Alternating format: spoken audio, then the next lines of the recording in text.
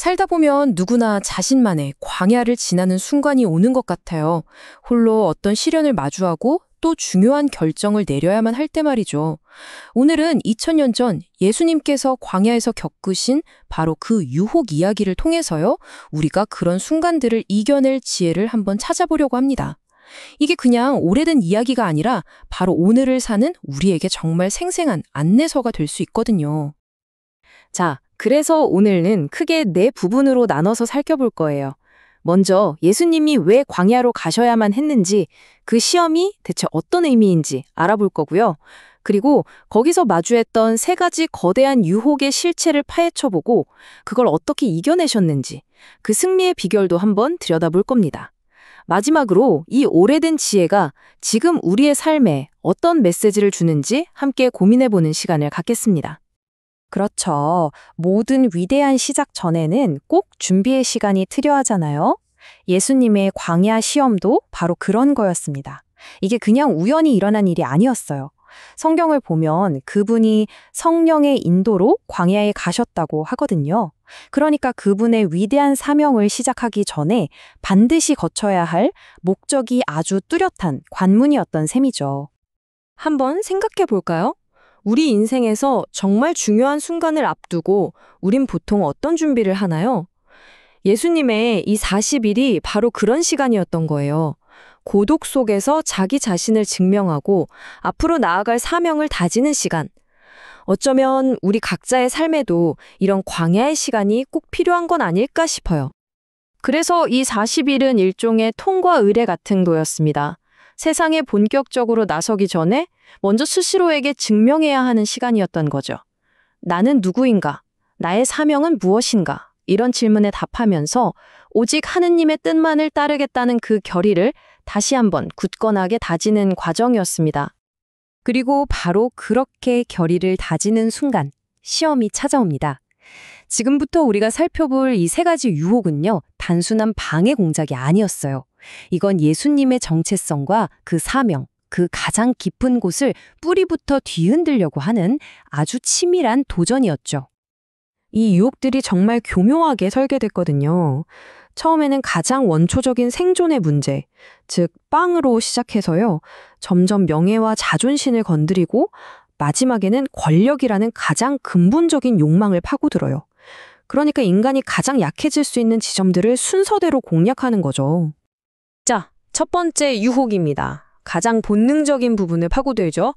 40일 동안 굶주려서 육체적으로 가장 약해진 예수님께 당신이 가진 그 위대한 능력을 지금 당장 당신 배 채우는데 한번 써보시죠. 하고 속삭이는 거예요. 하지만 예수님의 대답은 정말 단호하게 우선순위를 바로잡습니다. 사람은 빵만으로 살지 않고 하느님의 입에서 나오는 모든 말씀으로 산다. 육체의 허기보다 영적인 양식이 먼저라는 것, 이게 바로 당신의 사명이라는 근본적인 선언이었던 거죠. 첫 번째 유혹이 안 통하니까 두 번째는 한층 더 교묘해집니다. 이번에는 종교의 중심인 성전 꼭대기로 데려가서 바로 그 믿음을 가지고 시험을 걸어요. 하느님을 한번 시험해 보시죠. 당신이 정말 특별한 존재라면 여기서 뛰어내려도 그분이 지켜주시지 않겠어요? 라면서 믿음을 증명해 보이라고 부추기는 겁니다. 예수님은 이 함정을 정확히 꿰뚫어 보신 거죠. 주 너의 하느님을 시험하지 마라. 진정한 믿음이라는 건 어떤 증거를 요구하면서 신을 테스트하는 게 아니라 그 자체로 온전히 신뢰하는 거라는 걸 분명히 하신 겁니다. 그리고 마침내 마지막이자 가장 거대한 유혹이 등장합니다. 사탄은 세상 모든 나라와 그 화려한 영광을 한눈에 쫙 보여주면서 제안을 하죠. 단 한 번만 자신에게 엎드려 경배하면 이 모든 걸 주겠다고요. 권력과 영광을 향한 인간의 가장 깊은 욕망을 건 그야말로 궁극의 거래인 셈입니다. 여기서 예수님의 대답은 절대적인 원칙을 선포하는 것과 같아요. 경배의 대상은 오직 하느님 한 분뿐이다. 세상에 그 어떤 권력이나 영광도 그 자리를 대신할 수 없다는 거죠. 이 한마디로 모든 유혹은 끝이 납니다. 자, 그렇다면 예수님께서 이 모든 유혹을 이겨내신 비결은 과연 무엇이었을까요? 유혹의 내용만큼이나, 아니 어쩌면 그보다 더 중요한 게 바로 그 승리의 방식에 있습니다. 여기서 우리가 진짜 중요한 사실을 발견하게 돼요. 예수님께서는 무슨 초월적인 신의 능력으로 유혹을 짠 하고 물리치지 않으셨다는 거예요. 오히려 그분은 우리와 똑같이 연약한 인간으로서 참고 기도하고 또 오직 하느님의 말씀에 의지해서 승리하셨습니다. 바로 그 방식에 우리를 위한 가장 큰 메시지가 담겨 있는 거죠. 그러니까 이 승리가 바로 우리 모두에게 희망의 증거가 되는 겁니다. 돈, 권력, 명예 같은 세상의 거센 압박에 우리도 저항할 수 있다는 걸 몸소 보여주신 거예요. 진정한 힘은 내 안에서 나오는 게 아니라 하느님의 말씀에서 나온다는 걸 증명하셨죠. 광야에서 보여주신 이 굳건한 결의가 훗날 십자가의 희생으로까지 이어지는 그분 사명의 출발점이었습니다. 자, 이제 이 2000년 전의 지혜를 우리의 오늘로 한번 가져와 보겠습니다. 이 오래된 이야기가 과연 지금 우리의 삶에는 어떤 목소리를 들려줄까요? 여기서 정말 중요한 걸 하나 짚고 넘어가야 해요. 유혹을 받는 것 그 자체는 죄가 아닙니다. 생각해보세요. 성령으로 충만하신 예수님조차 유혹을 받으셨잖아요.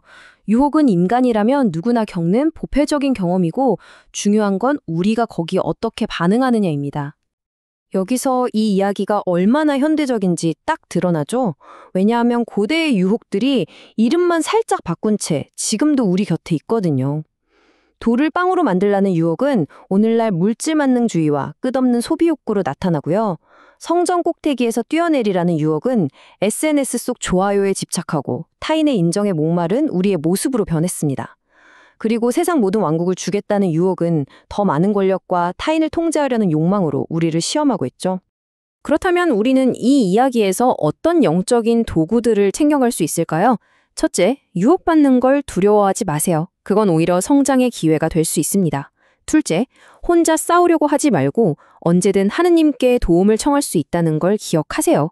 그리고 가장 중요한 건 하느님의 말씀과 그분에 대한 굳건한 믿음이야말로 우리의 가장 강력한 무기라는 사실입니다. 이 이야기를 마무리하면서 이제 여러분 각자에게 질문을 하나 던지고 싶습니다. 오늘 당신의 삶 속 광야는 어디인가요? 당신은 지금 어떤 유혹과 싸우고 있으며 예수님께서 보여주신 그 모범을 따라서 어떻게 그 시련을 마주하시겠습니까?